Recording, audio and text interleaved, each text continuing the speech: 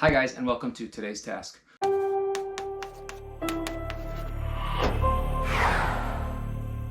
For today's task, we are going to dive deep, not even deep, I guess.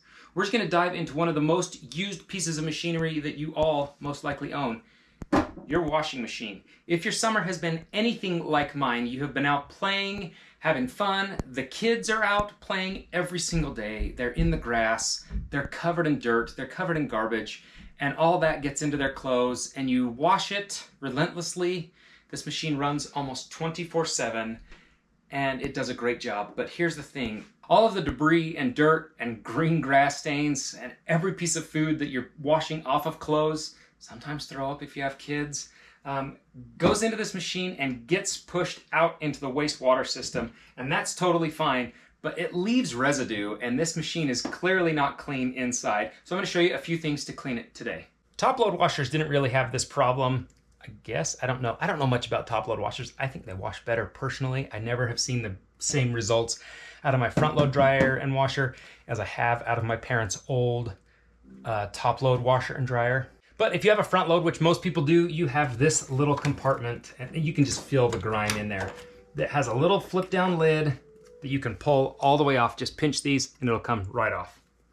And in this compartment is some drains. This is a water line drain. I don't know where it's pulling its fluid from, but it will have water in it, built up water. I'm not entirely sure. You need to pull it out and drain it. There's a little plug in here. You just simply pull it. I like to pinch it beforehand. Pull it and watch. Maybe not. Well, that's not good. Holy cow, is that just how much debris? This feels pretty hard right here. So maybe we haven't done this in a long enough time. Ruh-roh. I can feel something hard right there. And sand and sediment and stuff gets built up in here. Oh, I can feel something hard right there. And like, I can feel the fluid back here. We just gotta work it forward. So maybe yours is like this. If you haven't done this in a while, it will be like this. So prepare for that. Come on. There we go. Look at that black. Oh man, look at how dirty that is.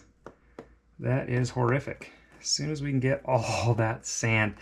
So we've been to the dunes a couple times and camping a few times. And every time, all of that stuff just gets pushed down into these lines. That is horrific. Look at that water finally break through. I know there's got to be more in there. There we go.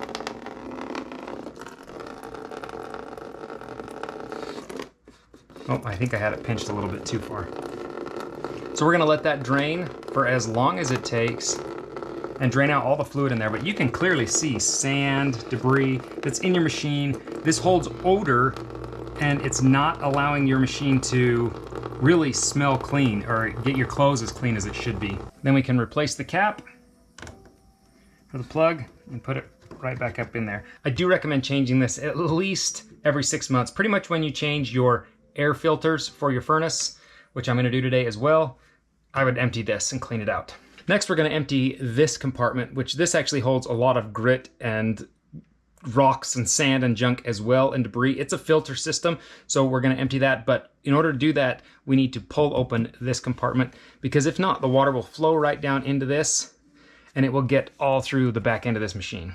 My existing bucket is a little bit too wide to get down in here, so I'm gonna use this one to get down in to the drawer. So that one fits in nice and neat, and now we can remove our cartridge.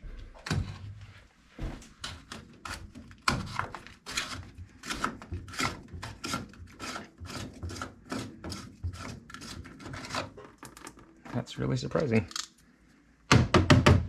This cartridge kind of blocks and filters just big things from going through your water system and water main.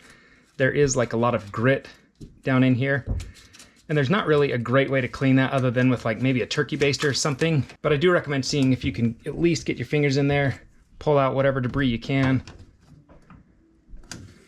and pulling anything through that you can as well. I don't know if I can open that at the same time. Kind of helps them breathe, maybe. take your time, clean this out, let this hose be drained just a little bit, and wipe it out. All right, everything has been cleaned out and cleared. So we're gonna put that cap back one final time, close that up.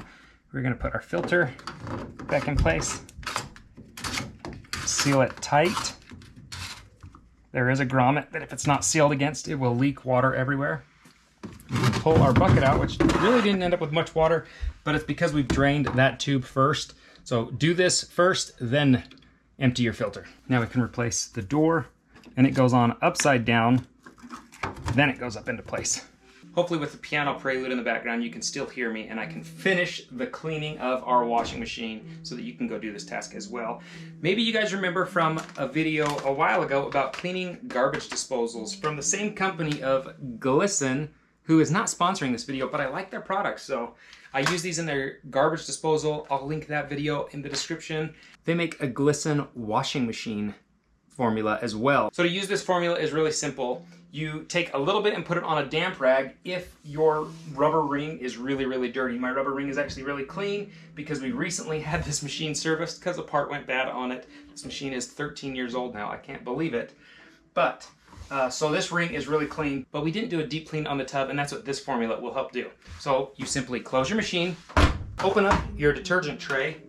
You put in a half a cup of cleaner into the detergent spot, which the detergent spot holds a little over a half a cup. I'm gonna go a little bit more because I'm gonna do a thorough wash and rinse on this.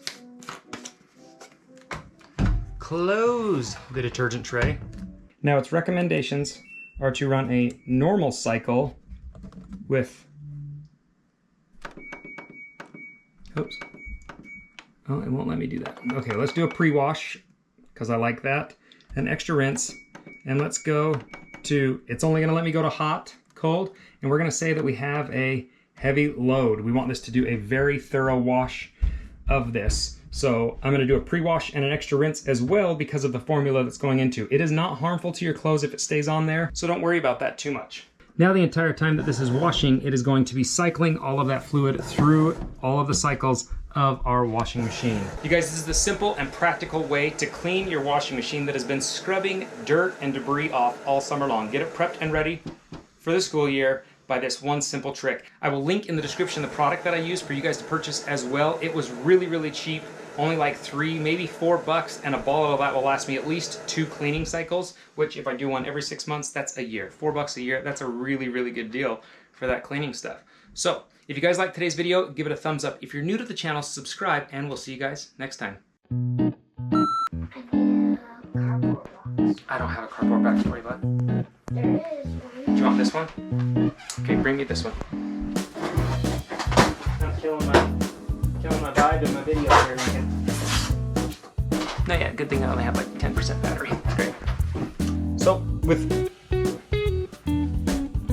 because it likes to dump water back down that. How do I do this? And here my message. So, you guys have seen me. So, we're not really holding any odors or anything. I want to stop talking to it. Machines, I guess.